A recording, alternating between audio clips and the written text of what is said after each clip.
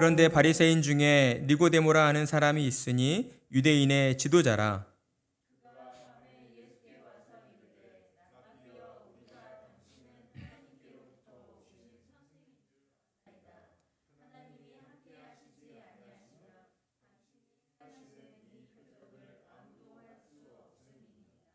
예수께서 대답하여 이르시되 진실로 진실로 내게 이르노니 사람이 거듭나지 아니하면 하나님의 나라를 볼 수 없느니라.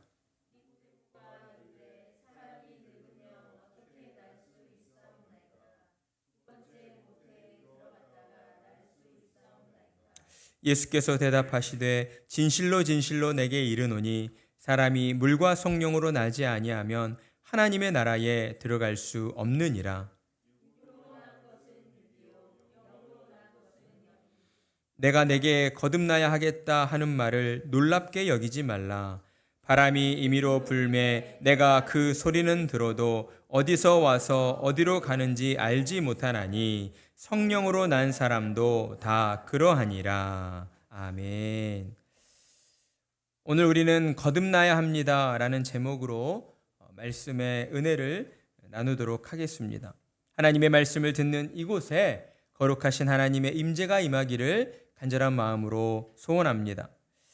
오늘 본문의 말씀은 우리가 잘 알고 있는 이야기로 니고데모가 예수님을 만나 나눈 대화의 사건을 다루고 있습니다.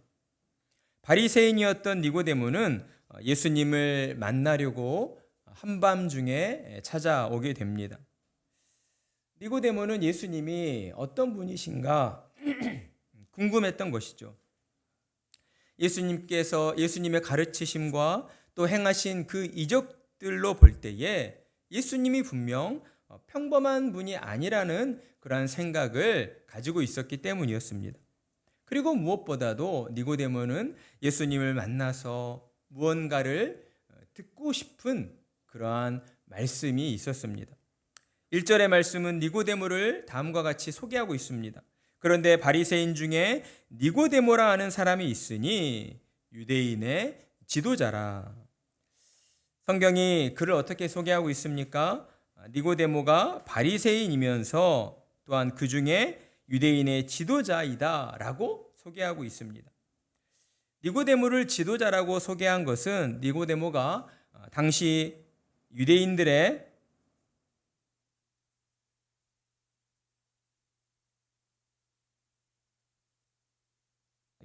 종교적, 정치적 자치기구였던 산헤드린 공회의 공회원이었기 때문이었습니다.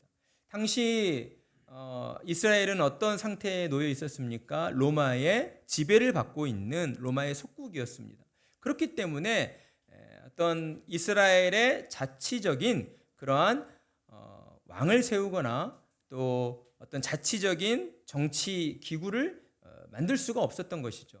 그래서 유대인 나름대로의 그러한 자치 기구를 세웠는데 그 기구가 바로 산헤드린이었고 산헤드린의 공회원이었습니다. 오늘날로 본다면 니고데모는 어떤 국회의원과 같은 그러한 역할을 하는 정치 지도자였다라고 볼 수가 있는 것이죠. 이로 볼 때 우리는 그가 사회적으로 상당히 높은 신분을 가지고 있었다는 것을 알 수 있습니다. 그런데 그런 그가 밤중에, 그러니까 남들이 보지 않는 그러한 시간대에 예수님을 찾아왔다는 것이죠. 니고데모는 자신의 행동이 얼마나 위험한가를 잘 알고 있었습니다. 왜냐하면 당시 바리새인들과 대제사장들은 예수님을 신성모독의 대역죄인으로 그렇게 규정하고 어떻게든 예수님을 잡아 죽이려고 했기 때문이었다라는 것입니다. 그런 상황 속에서 예수님을 만난다는 건 니고데모 자신의 그 지위와 명성, 그리고 심지어 자신의 생명까지 걸어야 하는 그렇게 위험천만한 일이었다라고 하는 것이죠. 그럼에도 그는 큰 위험을 무릅쓰고 예수님을 만나러 오게 됩니다. 그의 마음 가운데에 풀리지 않는 어떤 무거운 짐이 놓여져 있기 때문이었습니다. 그래서 니고데모는 혹시라도 예수님을 만나게 되면 자신의 그 마음의 무거운 짐이 풀리게 되지 않을까라는 그러한 기대감을 가지고 있었던 것이죠.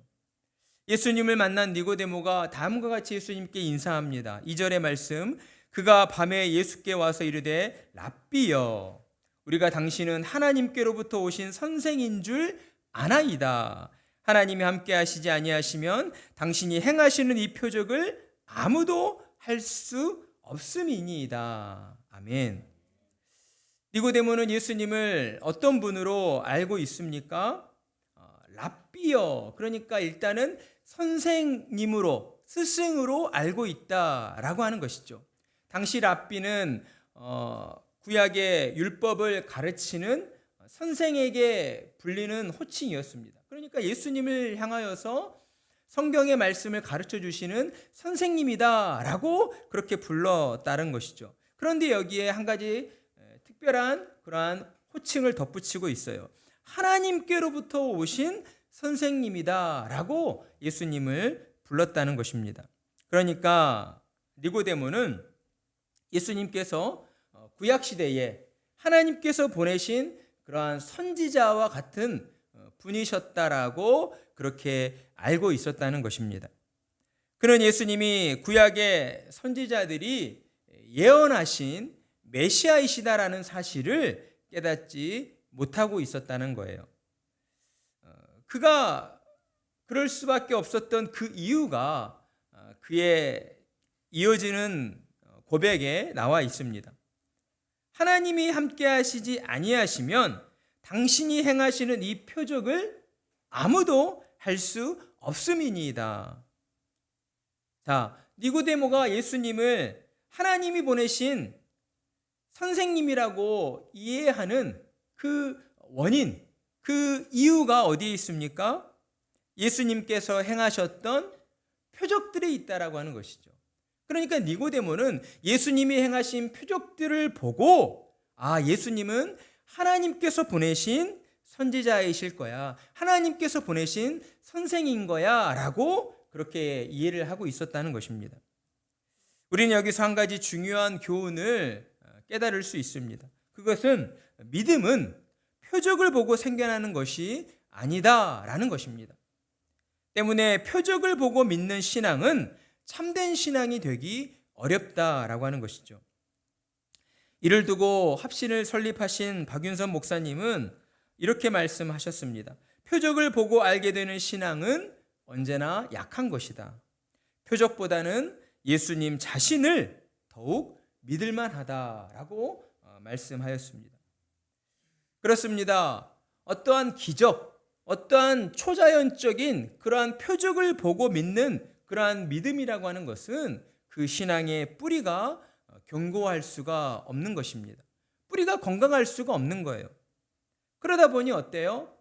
어떠한 상황이든 언제든 그 상황에 따라서 그의 신앙이 쉽게 흔들리고 더 나아가 또한 신앙의 길에서 돌아서는, 변절하는 그러한 위험에 노출될 수가 있다는 것입니다. 여러분, 표적을 따르는 신앙을 갖는 여러분이 되지 않으시길 바랍니다. 표적을 추구하는 그러한 잘못된 신앙에서 벗어나서 오직 예수님만을 바라보시는 성도님들이 되시기를 바라겠습니다. 여러분, 참된 신앙은 무엇입니까? 나의 어떤 바램과 소원이 이루어지기를 바라며 표적을 구하는 것이 아니다라고 하는 것입니다. 참된 신앙은 나 자신이 죄인이었음을 깨닫고 예수님의 십자가 앞으로 나아가 나의 죄를 자복하고 회개하는 신앙이다라고 하는 거예요. 예수님의 십자가 구속의 은혜로 구원받았음에 감사하며 하나님의 영광을 위하여 살아가는 그 삶이야말로 참된 신앙의 삶이다라고 하는 것입니다. 그러니 저와 여러분은 여러 가지 삶의 문제에 얽매여서 예수님을 찾을 때에 이적만을 구하는 그러한 신앙으로 살아서는 안 됩니다. 예수님께서 행하시고 보여주시는 표적이 아니라 예수님께서 피 흘리신 십자가를 바라보며 예수님을 본받아 뒤따르는 그러한 신앙생활을 해 나가야 한다라는 것이죠. 이 같은 참된 신앙으로 주님을 본받는 성도님들이 되시기를 주님의 이름으로 축복합니다. 니고데모의 인사에 이제 3절은 예수님의 대답을 우리에게 들려주고 있습니다. 우리 3절 말씀 함께 읽어볼까요? 시작. 예수께서 대답하여 이르시되 진실로 진실로 내게 이르노니 사람이 거듭나지 아니하면 하나님의 나라를 볼 수 없느니라. 아멘.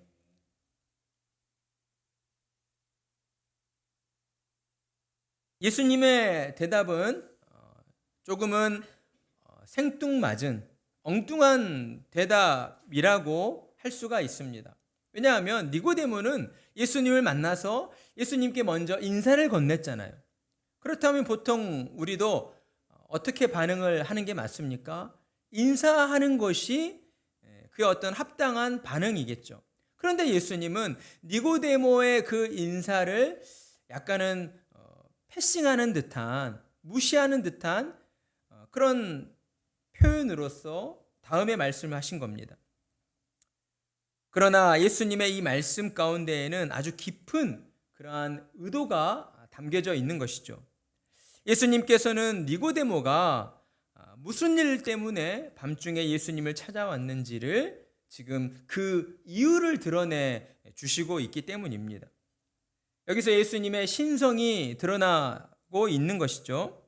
예수님은 한밤중에 찾아온 니고데모의 그 어떠한 의중과 의도를 알고 계셨다라고 하는 거예요.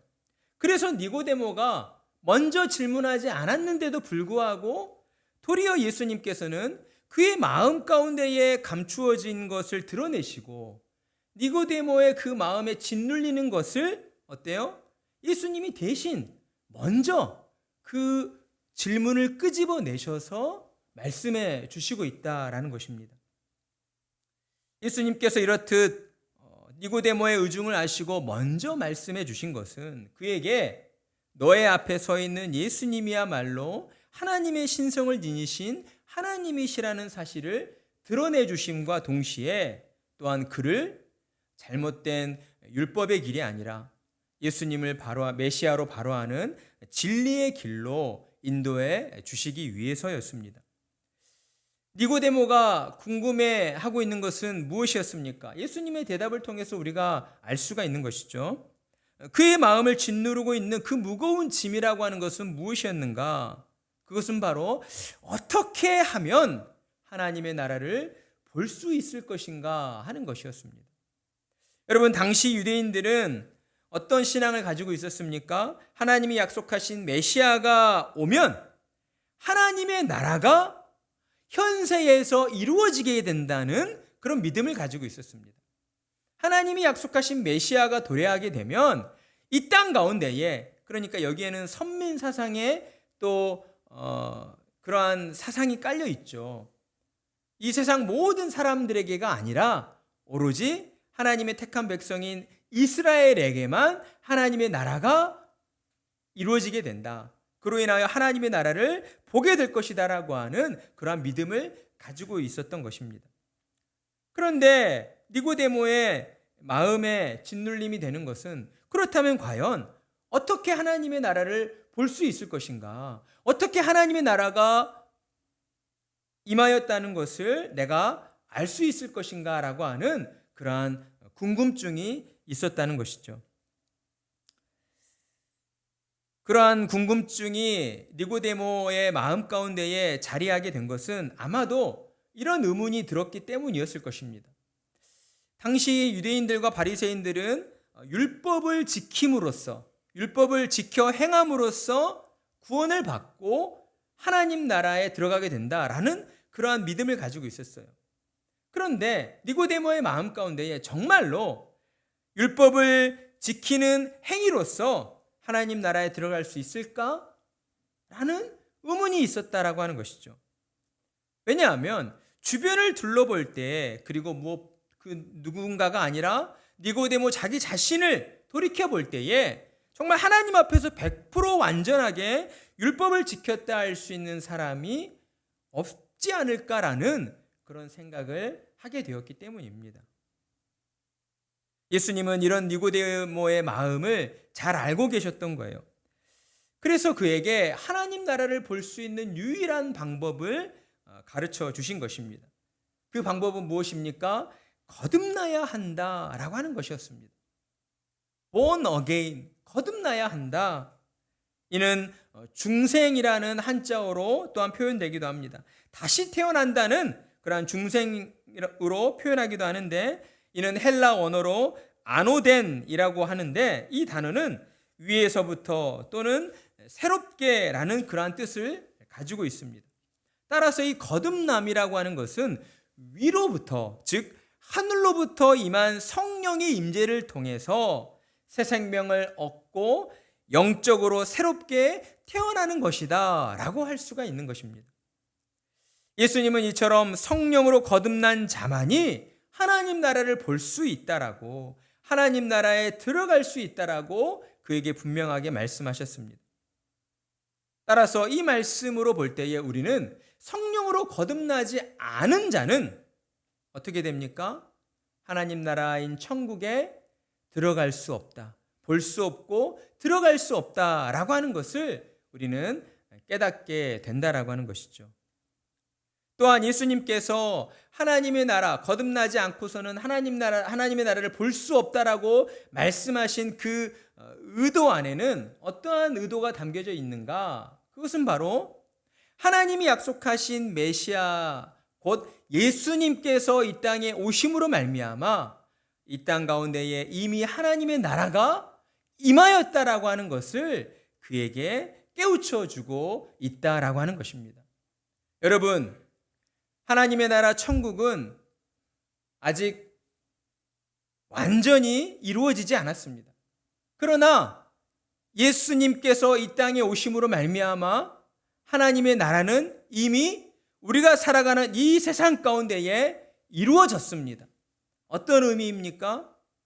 죄로 말미암아 그 어떠한 희망도 소망도 가질 수 없던 자들이 예수님이 이 땅에 오심으로, 예수님의 십자가의 구속의 은총으로 말미암아 어때요? 구원을 얻고 하나님의 나라를 소망하는 그러한 참된 소망을 우리가 얻게 되었기 때문이다라고 하는 것이죠. 그런 의미로 예수님이 이 땅에 오심으로 말미암아 이미 하나님의 나라가 임하였다, 예수님을 믿음으로 바라보는 자가 하나님의 나라를 보게 되는 것이다라고 그에게 말씀해 주고 있다라고 하는 것입니다. 그러니 거듭남이라고 하는 것이 얼마나 중요한 일입니까? 우리는 우리 자신에게 스스로 질문해 보아야 합니다. 나는 정말 거듭났는가? 성령의 임재를 통해서 영적으로 새 사람이 되었는가를 우리 스스로가 돌이켜봐야 한다라고 하는 것입니다.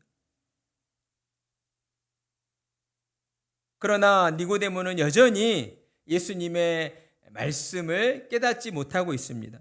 그래서 4절로 니고데모는 이렇게 다시 질문을 하죠. 사람이 늙으면 어떻게 날 수 있사옵나이까? 두 번째 모태에 들어갔다가 날 수 있사옵나이까? 라고 질문을 합니다. 이는 누가 들어보아도 참 자연의 섭리를 거스르는 그런 어떤 초자연적인 일들을 이야기하고 있다는 것을 알 수가 있습니다. 니고데모는 우리가 앞서 말했듯이 성경에 능통한 바리새인이었습니다. 그러나 그럼에도 예수님이 지금 말씀하시는 거듭남이라고 하는 것에 대해서는 아무것도 알지 못하는 그러한 무지한 사람이었다는 것이죠. 성경에 대한 해박한 지식을 가지고는 있었지만 그는 하나님을 인격적으로 만나지 못한 상태였습니다. 하나님을 인격적으로 만나지 못했기 때문에 그는 지금 예수님의 말씀을 온전히 깨닫지 못하고 있다라고 하는 것이죠. 여러분, 그렇습니다. 하나님의 말씀을 깨닫는 일은 누구를 통하여서 온전히 이루어지는가?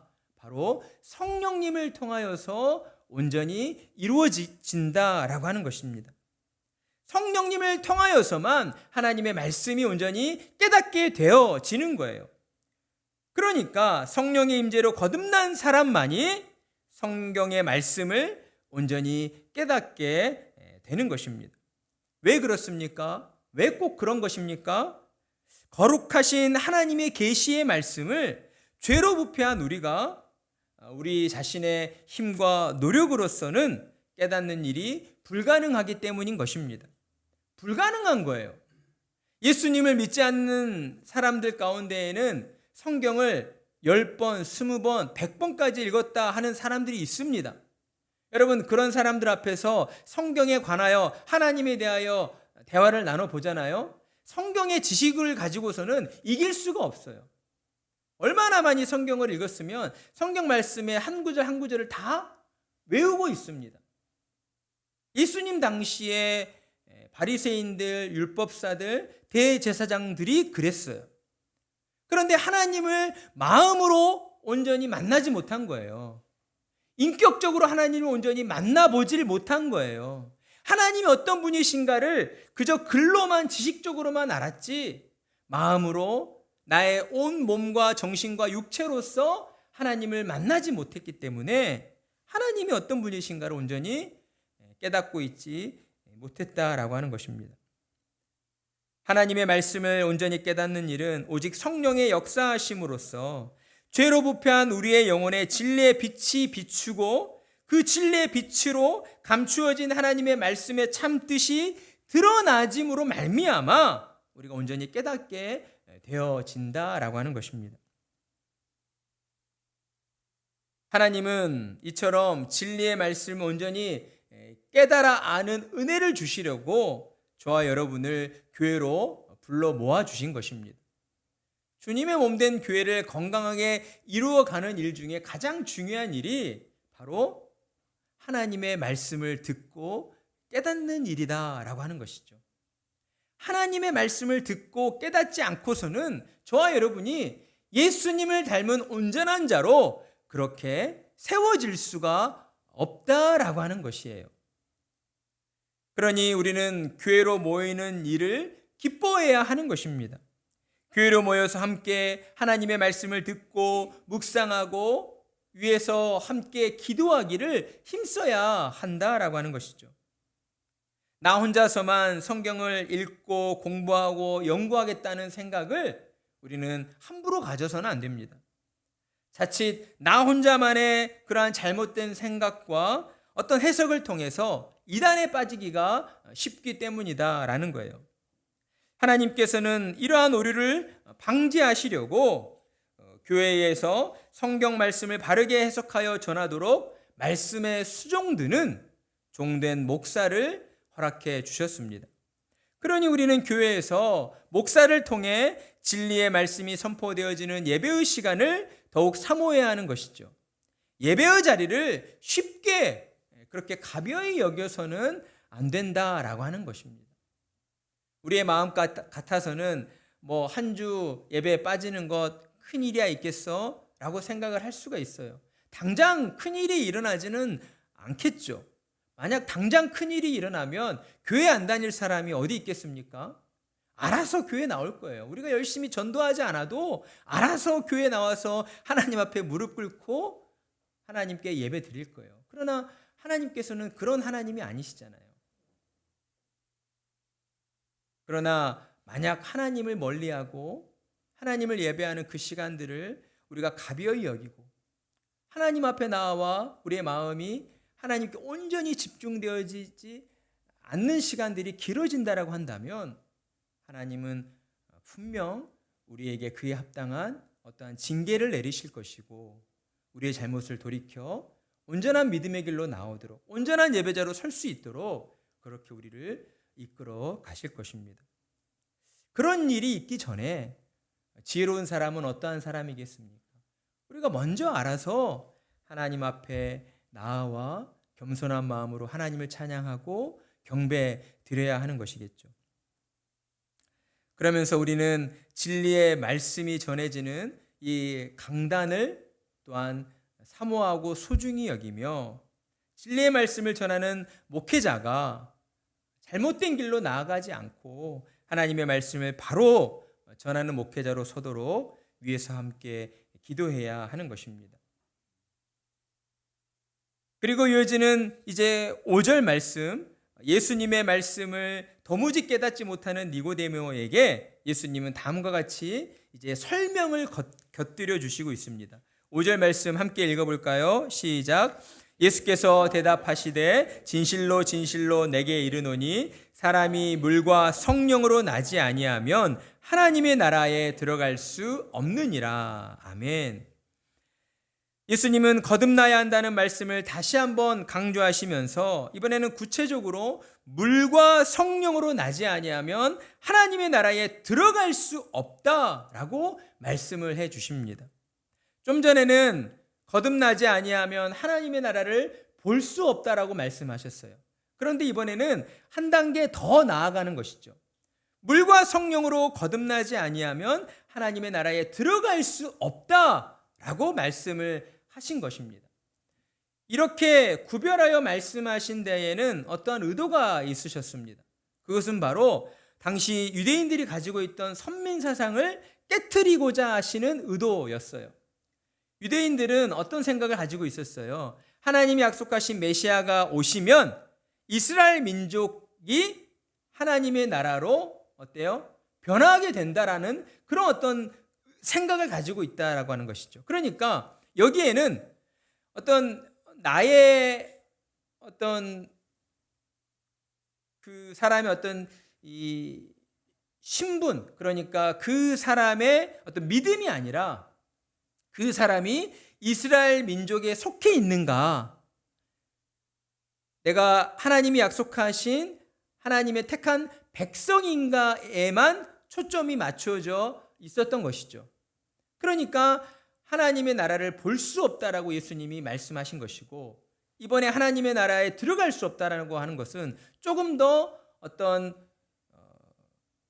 구체적이고 조금 더 강력하게 너희가 이렇게 물과 성령으로 거듭나지 아니하면, 그러니까 하나님이 약속하신 메시아가 곧 예수님이라는 사실을 너희가 깨닫지 못하고 믿지 아니하면 하나님의 나라에 들어갈 수 없다.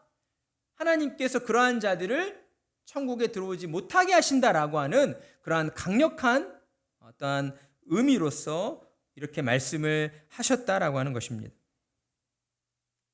또한 물과 성령으로 거듭나지 아니하면이라고 말씀하신 것은 세례 요한이 나는 물로 세례를 베풀거니와 그가 오시면 너희에게 성령으로 세례를 베푸시리라 라고 했던 그 말씀을 염두에서 하신 말씀이었습니다.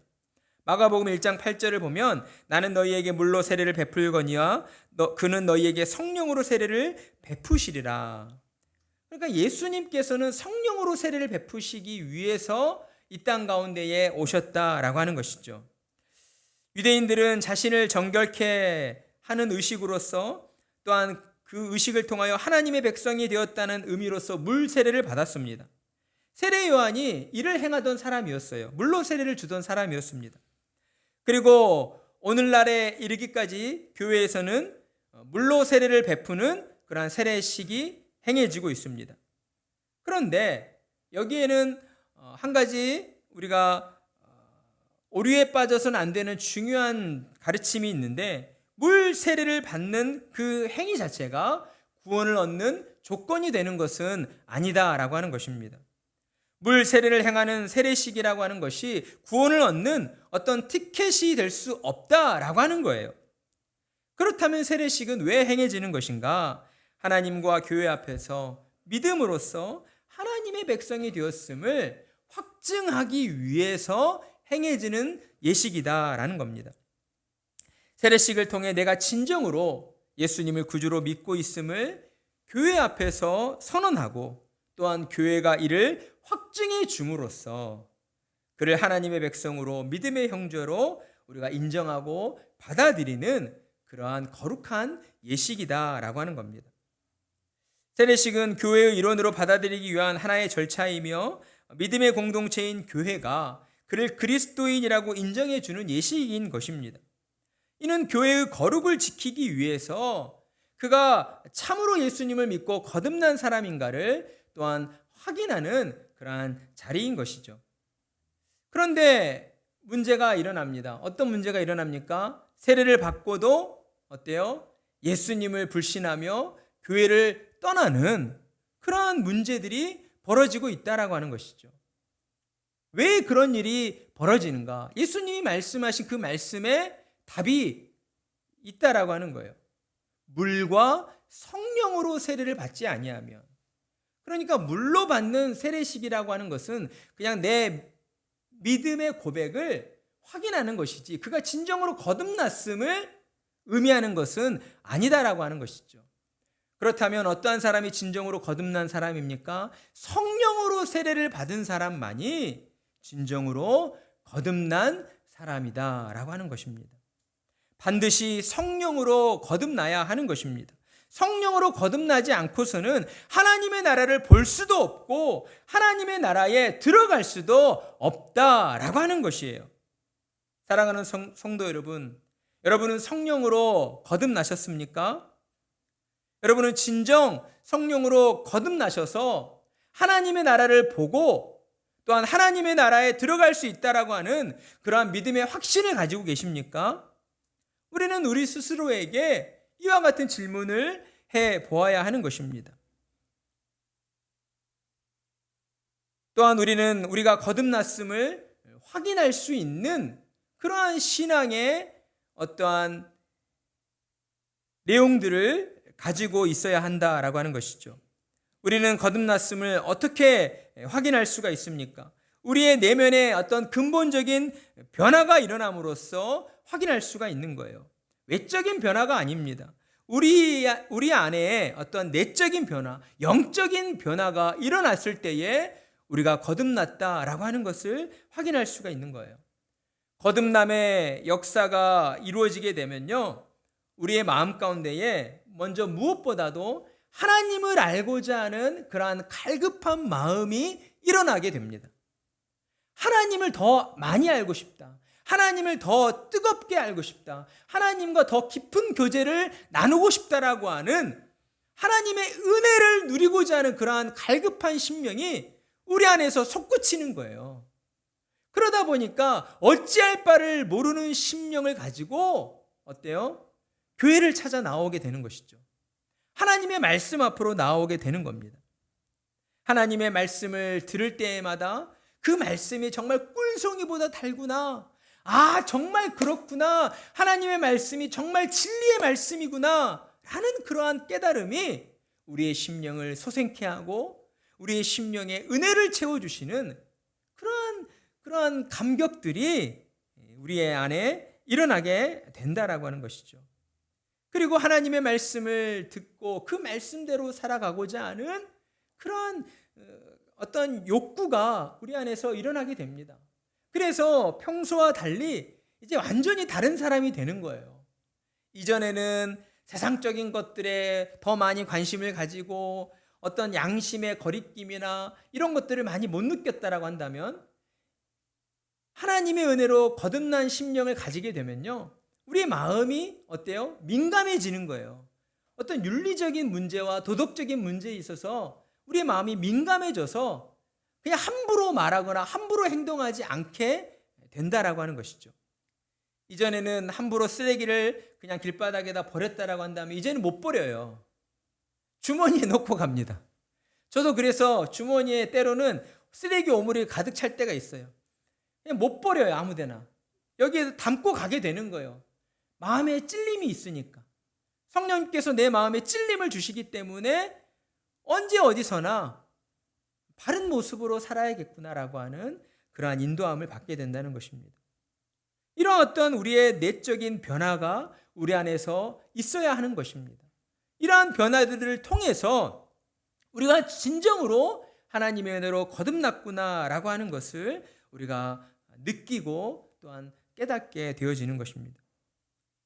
그런데 만약 이러한 변화들이 우리의 내면을 통해서 우리의 삶의 모습을 통해서 우리가 확인되어지지 않는다라고 한다면 우리는 하나님 앞으로 나아가 간절한 마음으로 성령의 충만함을 위해서 기도해야 하는 것입니다.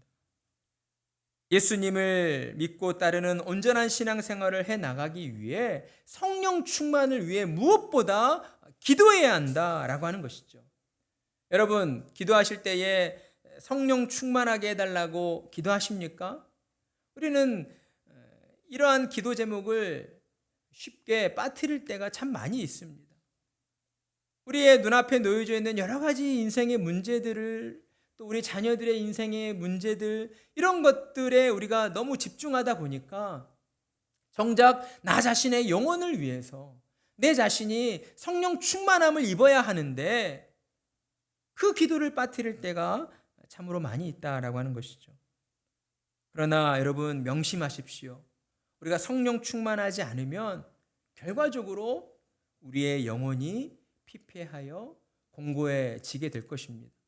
우리의 영혼이 피폐해지고 공고해지면요, 우리의 삶의 모든 일들이 더 얽히고 꼬이고 더 큰 문제들로 우리에게 닥쳐오게 되는 거예요.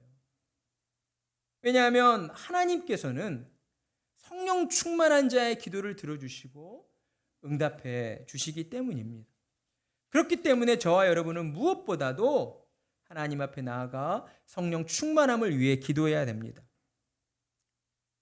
하나님의 은혜로 우리의 영혼이 거듭나지 않았다라고 한다면, 거듭난 자의 삶이 우리의 내면을 통해, 우리의 삶을 통해 보여지지 않고 있다면 우리는 무엇보다도 성령 충만함을 위해서 기도해야 할 것이고, 성령의 역사하심을 통해 우리의 영혼이 진정으로 예수님을 닮은 자의 모습으로 거듭나지도록 은혜를 베풀어 주시라고 하나님 앞에 기도드려야 한다라고 하는 것입니다.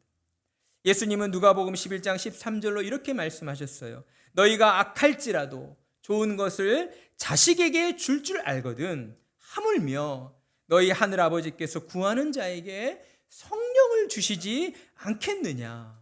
아멘. 여러분, 성령을 주시라고 기도하십시오. 하나님 앞에 나아가 성령 충만을 구하십시오. 그러면 하나님께서 여러분의 영혼을 위해, 당신의 자녀들의 영혼을 위해 성령 충만함의 은혜를 베풀어 주시고 성령의 인도하심으로 이끌림 받게 해 주실 것입니다. 성령의 도우심을 통해 날마다 하나님의 말씀의 진리를 깨닫고 여러분의 삶이 더더욱 주님을 닮은 온전한 믿음의 삶으로 그렇게 살아가게 되는 것입니다. 그러면 여러분이 겪고 있는 많은 문제들이 해결되어질 거예요. 내 힘과 내 노력으로 잘 해결되지 않았던 그러한 수많은 문제들이 성령의 역사하심을 의지하여 하나님 앞에 기도드릴 때에 하나님께서 도와주시고 하나님께서 역사해 주시는 그 놀라운 하나님의 일하심들을 여러분의 삶을 통하여서 경험하게 되는 것입니다. 여러분, 그런 삶을 살고 싶지 않으십니까? 하나님 앞에 나아가 성령 충만을 위해 기도하십시오. 하나님 앞에 나아가 여러분의 영혼의 거듭남을 위해 기도하십시오. 그리고 무엇보다도 여러분의 자녀들의 영혼 구원을 위해서, 여러분의 자녀들의 영혼이 거듭나기 위해서 하나님 앞에 성령을 주시라고, 내 자녀를 만나주시고 성령을 주십시오. 내 자녀들의 삶이 온전한 믿음의 삶이 되어지도록 하나님 인도하여 주시옵소서라고 그 기도를 위해서 가장 먼저 가장 열심으로 기도하시는 우리 성도님들 되시기를 바라겠습니다.